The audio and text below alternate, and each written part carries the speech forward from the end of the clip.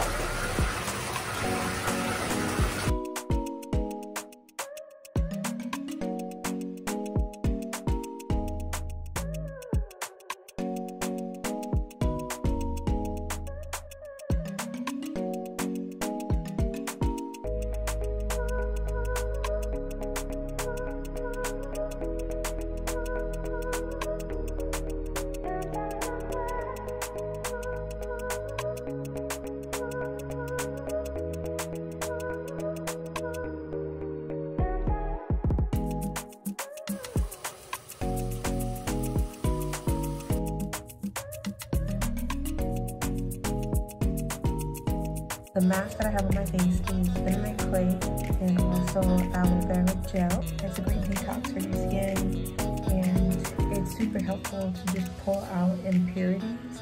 So I utilize the mask at least once a week, sometimes twice a week. It just depends. I think I told you guys in my last video that I was having some hormonal changes. You know, your girl is definitely graduating into the older ages, and I'm so excited about it. I'm 29, but I'll be 30 this year, you guys, and I'm just like, whoa.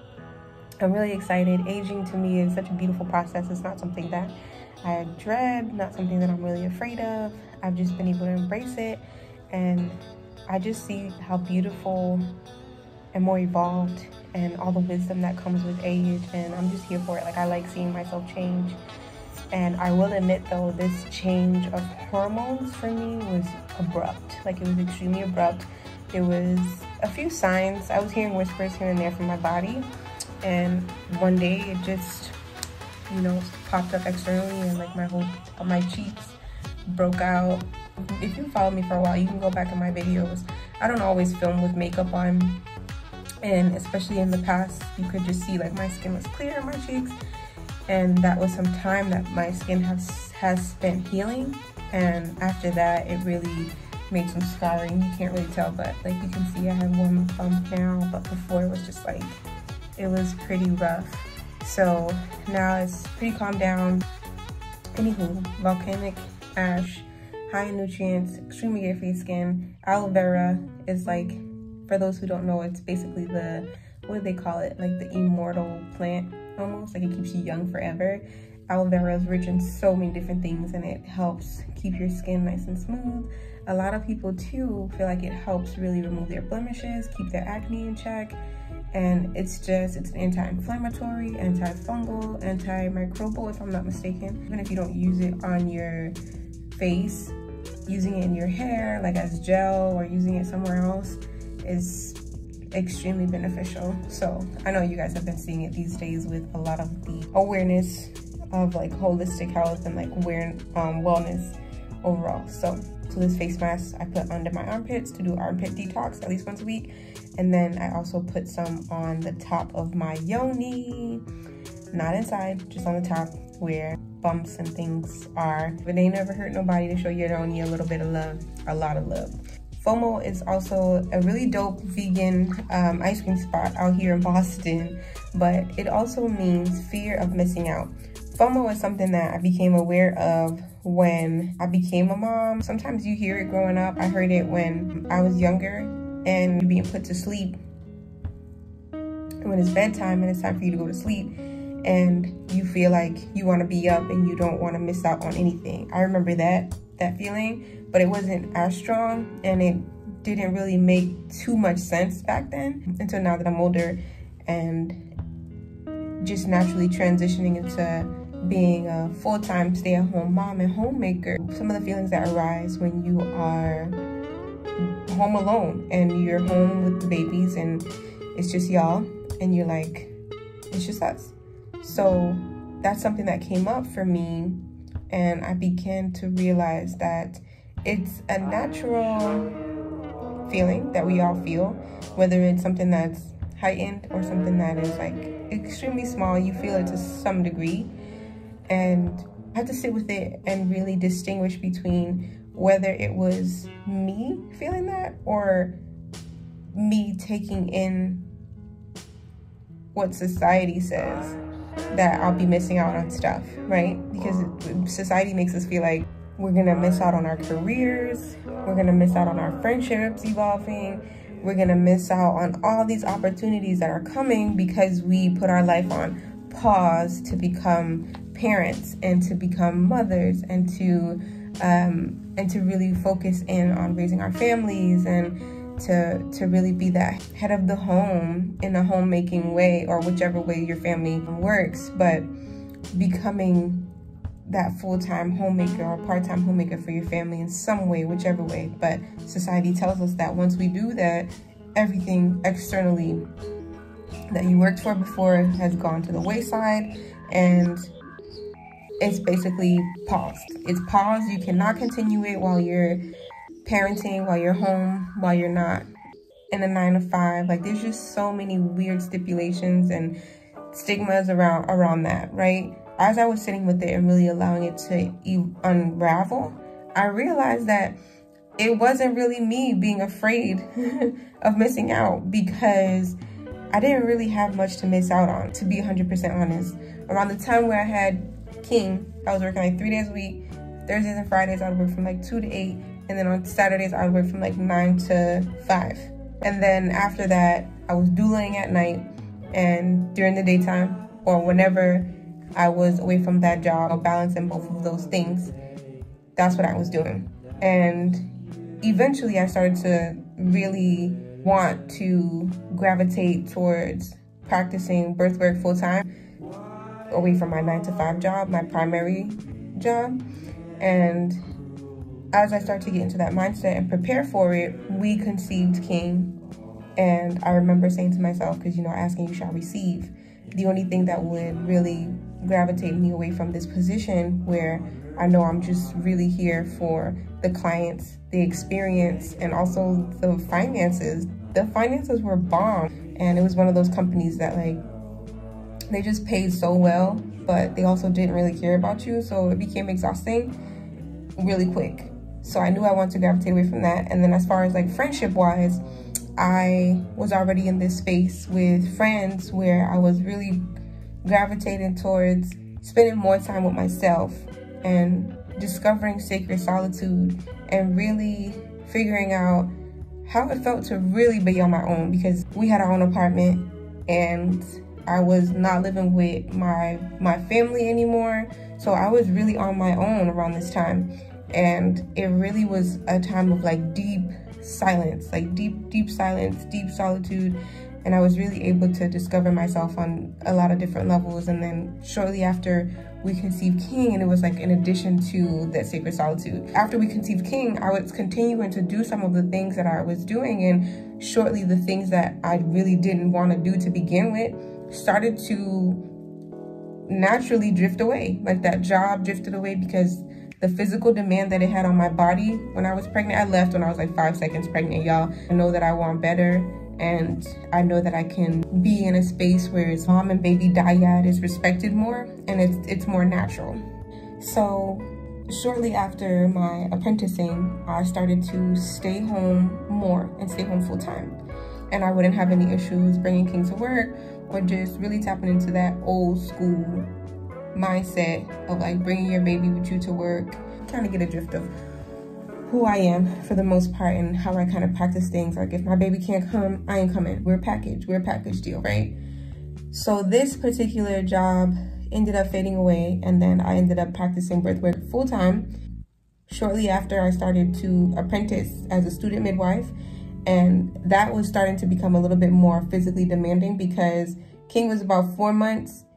It was the right decision for me to fall back from it and to find my way back into the home full-time because I was spending time away from my boys more than I wanted to. It was like cooking breakfast, making lunch, making dinner. Like, you miss out on those things.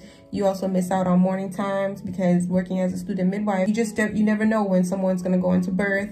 Your phone was always on call, on loud, and it was just a different type of lifestyle. And it was okay for me before King was born, but then after, it was just like, well, there's a being that requires my attention and deserves my attention. So being away for me defeated the purpose, and I knew I didn't really want that, but it slowly started to pull me away, more and more away. And luckily I had some amazing midwives who I was apprenticing under and working closely with, who really reminded me and told me some of the things that actually I've never heard before from any woman.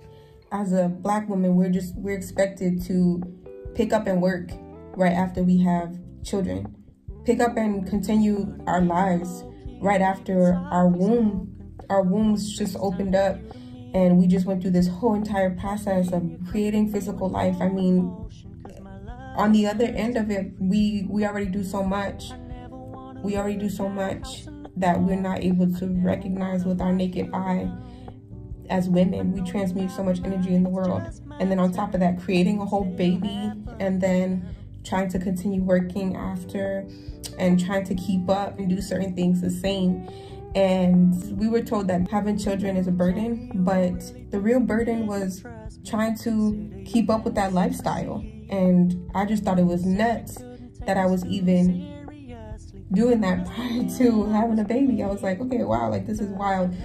This is what I was doing before. So it really got me to see my life in different ways and where I was really putting my energy. And of course, after having children, you just become more clear about where your energy is going to go, because self-preservation is very important. And that's going to be another topic we talk about, how to preserve your energy, sis. How to preserve your energy, mama, because if we're not preserving our energy, then it's just going to go, and we're going to constantly be reaching and grabbing and trying to find energy in places that we just don't have no business being in. It just became crystal clear of how real that hamster wheel is and how we really just like keep running and going. And although I was doing it in a different type of mindful manner or way, I was still part of that. And after slowing all the way down and being home, even for the first few months, I started to realize that I was feeling like, because I was inside, there was things that I was missing outside. And you really have to train yourself to see what's in front of you and be able to glue the picture together and really make it cohesive, that what's happening outside is a part of inside, and vice versa, inside outside. Like, the outside world can become your inside world as well too. You can infuse both of them. And what I mean by that is the things that are happening in the external world, it doesn't have to be so disconnected unless you really want it to. And the things that are happening in your inside world don't have to be as disconnected unless you want them to be. And as like vague or woo-woo as that sounds, it's realistic. And if, for instance, the people who I'm not with every day in the external world that are still doing things the way that I was doing them at one point, and in a similar way, they're still externally. They're out there, and I could either feel like I'm missing out on hanging out with them, or I can infuse them and allow them into my inner world. You catch my drift? So that fear of missing out is really real, and it's really something that if we take a moment, depending on who you are, that's my story and that's my testimony, just a little of it. But depending on what your lifestyle was prior to slowing down and really focusing and zeroing in on raising a human and also re-raising yourself and your family and a family, depending on what that lifestyle was like and how it went. But these type of conversations are not things that we really talk about in the open. And I'm inviting you to have this conversation with me. What are some things that popped up that you felt like you were missing out on, and maybe you didn't connect the two and realize that, you know, society had a lot to do with the reason why you felt like you were missing out? Like, your friends are doing all these things, and then here you are at home raising a baby. And the part that blows me too is like, we can create those lives. We can create a life at home as well, after identifying why we feel FOMO, or if we're even feeling FOMO. After identifying and really becoming clear about that, we can create those environments in our home space, the infusion between the two, where we really feel like we are a part of that outside world. Like, you don't have to feel secluded. You can, you know, make your day exciting. You can find something to look forward to. Don't worry, I got y'all on a how to make motherhood exciting video if you're having a tricky time doing it. But you can really tap into the external world. How did the world run before you? And you can tweak it. For me, it was pretty moderate. It wasn't too fast and it wasn't too slow. And you guys know I'm a Southern gal, so I like things pretty slow, but for the most part, living in Boston, it's sped things up a little bit, which I've been able to adapt to in certain ways. So being able to bring that energy into our day-to-day, because I create the schedule at the end of the day, right? And also our bodies tell us what we're gonna do and how much energy we have. So I create it, and also it's a part of my priorities to pay attention to how King is feeling and how I'm feeling and how Ninja's feeling and how the family is flowing, to be able to navigate what it is that we're doing. Library day, Tuesdays arts and crafts, Wednesday we do adventure day. So we're like switching it up, making it exciting, finding different things to do, so it feels like we're still in somewhat of a groove of what I would be doing externally. If it was me on my own, I would be doing arts and crafts at home, learning how to do DIYs by myself, and even traveling by myself. King and I traveled to go see one of my girlfriends in New York, and we did that on our own. So he's a little bit older now, which is nice, but incorporating things like that, and even like inviting people to be a part of that. If I wanted to, I could have invited a few friends, and if they would have turned it down, that would have been okay. I could have probably reached out to them for like that emotional support as I was taking on that endeavor, or even my partner, or whatever the case might be. But for some of us who do not have partners, being able to replace that energy with people who are breathing life into you, and also you breathing life into yourself too, to be able to fuel your reason for getting connected, your reason that allows you to see that everything you need and everything that you fear, you can create to some degree, and you could also replace. So that's my spiel. That's what I have to say about FOMO. It's not something we talk about often. I would love to continue evolving this conversation with y'all. Let me know what you guys think in the comment section. Don't forget to hit subscribe. I'm gonna have the rest of my bath to myself and just kind of quiet down a little bit and wrap up my night. So I hope you guys are all having a great night. Thank you for tuning into this video, and I'll see you guys next time. Peace.